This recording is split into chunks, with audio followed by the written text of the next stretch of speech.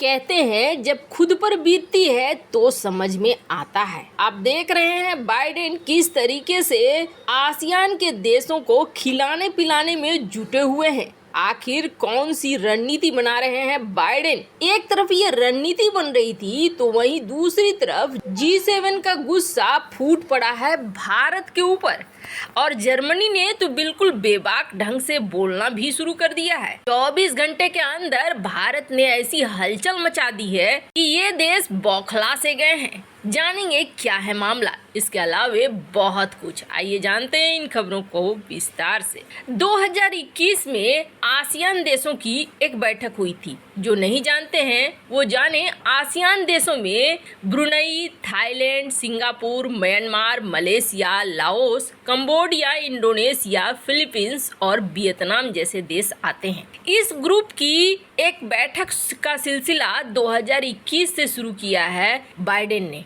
लेकिन अमेरिका इस ग्रुप का पार्ट नहीं है। फिर भी आसियान देशों के साथ 2021 में वर्चुअली मीटिंग की। ये मीटिंग बहुत हल्की फुल्की थी, पर उसी वक्त रणनीति समझ में आने लगा था कि अमेरिका एशिया के देशों के साथ मिलकर कुछ बड़ा गेम प्लान कर रहा है। पर 2022 में अचानक से बैठक बुलाई गई है। आप देख सकते हैं जो मीटिंग का बैनर वगैरह लगाया गया है उसमें खास तौर पर लिखा गया है स्पेशल। ये बैठक इतना खास है कि यहाँ राष्ट्रपति बाइडेन है तो उपराष्ट्रपति कमला हैरिस भी है और जैक सुलिवन को भी देखा जा रहा है लगभग हर जगह जहां ये सम्मेलन शुरू हो चुका है। मतलब ये मीटिंग अमेरिका के लिए बेहद महत्वपूर्ण हो रहा है। और आपको बता दे आसियान देशों के सारे प्रमुख लीडर पहुंचे भी हैं, जो ये बता रहा है कि इस स्पेशल समिट में कुछ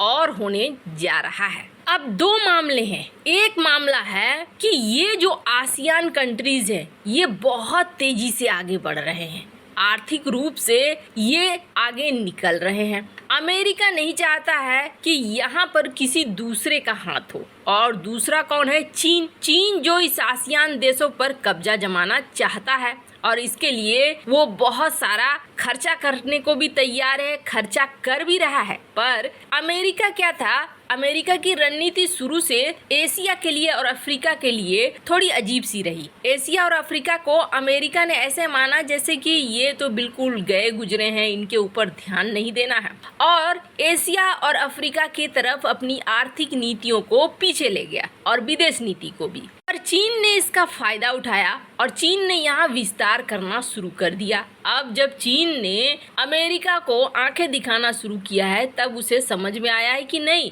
आसियान देशों में घुसना होगा और आसियान देशों को एक करना होगा, अपने तरफ लाना होगा। और आप समझ लीजिए कि अमेरिका ने $15 करोड़ की पहली घोषणा की है। मतलब अमेरिका का ये कहना है कि इस रकम से एनर्जी, समुद्री सुरक्षा और डिजिटल विकास किया जाएगा आसियान देशों में। ये पहला अमाउंट है जो इसने इतना बड़ा घोषणा किया है। साधारण सी बात है, अब पैसे देकर अमेरिका आसियान देशों को धीरे धीरे अपने पक्ष में लाएगा, जो चीन कर रहा था उससे कुछ अलग करके, क्योंकि यहाँ कर्ज वाली बात नहीं है। आसियान देशों के सामने एक पैसे का खजाना खोल दिया है और ये दिखाया है कि आसियान देशों को लाभ होगा और इनके लिए उन्हें कोई कीमत नहीं चुकानी होगी। पर हाँ, आपको ये बता दे, आसियान देश को एक बड़ा पैकेज मिल रहा है, पर अमेरिका ने अपने व्यापार के रास्ते नहीं खोले हैं। अमेरिका ने ये साफ कर दिया है कि अभी कोई व्यापारिक समझौता नहीं होगा आसियान देशों के साथ अमेरिका का। क्यों? क्योंकि अमेरिका अभी अपने बाजार को खोलना नहीं चाह रहा है। पर चीन ने आसियान के साथ फ्री ट्रेड एग्रीमेंट साइन किया है। 2009 में ही अमेरिका को पीछे छोड़ते हुए आसियान का सबसे बड़ा व्यापारी सहभागी बन गया। चीन ने भी अरबों डॉलर खर्च करने का वादा भी किया था। इसलिए अमेरिका के सामने अभी ये कठिन चुनौती है। पर हाँ, आसियान देशों के लिए फायदा ये है, आसियान देश इधर से भी माल ले सकते हैं, उधर से भी माल ले सकते हैं। पर हाँ, चीन के साथ समस्या है, चीन जब माल देता है तो बदले में कुछ न कुछ जरूर समेटता है। अब आसियान के देशों के पास एक नया ऑप्शन अमेरिका का है, जिसकी वजह से सारे आसियान लीडर्स भी फटाफट वहां पे पहुंचे हुए हैं। खैर, जहां एक तरफ ये हो रहा है तो वहीं दूसरी तरफ बड़ी खबर निकल कर आ रही है, जो 24 घंटे में हलचल मचा चुकी है यूरोप में और दुनिया के कई प्रमुख देशों में। आपको बता दें, इतिहास में एक क्षण ऐसा भी आया था जब भारत ने अमेरिका से गेहूं मांगा था और तब अमेरिका ने भारत को ऐसे गेहूं दिए थे जो वहां पर सुअरों को खिलाए जाते हैं। उस कैटेगरी के गेहूं भारत पहुंचे थे। ये बहुत बड़ी बेइज्जती थी भारत की, और भारत की क्या अहमियत है अमेरिका के सामने ये दिखला रहा था।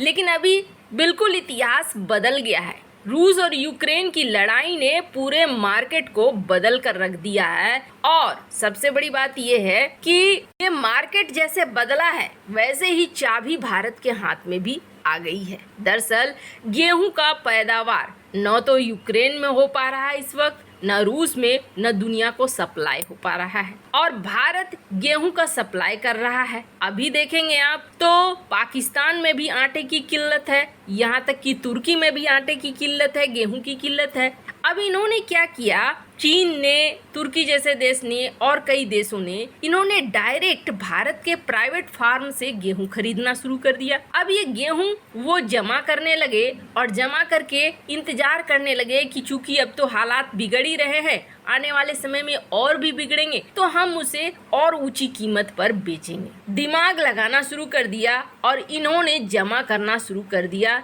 इन गेहूं को जो भारत बेच रहा था। अब ऐसे में भारत सरकार ने एक नियम निकाला और 24 घंटे पहले ये कह दिया कि हम गेहूं के ऊपर प्रतिबंध लगा रहे हैं एक्सपोर्ट को लेकर। पर अब जो डिटेल निकलकर सामने आई है वो डिटेल ये कह रही है कि ये एक्सपोर्ट एक नियम के तहत लगाया गया। ऐसा नहीं कहा गया है कि हम बिल्कुल भी गेहूं आपको नहीं देंगे। कहा यह गया है कि अब अगर गेहूं खरीदना है तो गवर्नमेंट टू गवर्नमेंट बात करो, यानी सरकार से सरकार की बात करो, ताकि पता चले कि हमारा गेहूं कहाँ जा रहा है, कहीं जमाखोरी तो नहीं हो रही है। और दूसरी बड़ी बात है कि भारत में गेहूं की पैदावार कम हुई है। ऐसे में भारत 2004 वाली घटना नहीं रिपीट करना चाहता है। तो इस हिसाब से नियम को आप देखेंगे तो बिल्कुल सही है। आपको जो भी ऑर्डर लेने हैं वो भारत सरकार से बात करो, प्राइवेट फार्म से नहीं, जहाँ फिर लेखा जोखा रखना ही मुश्किल हो जाए। पर ये चीजें अब पूरी बिलबिलाहट के साथ यूरोप, अमेरिका और कई देशों में फैल गई है। इन देशों ने सीधे सीधे आलोचना करना शुरू कर दिया है कि भारत ने अब गेहूं के एक्सपोर्ट को रोक दिया है।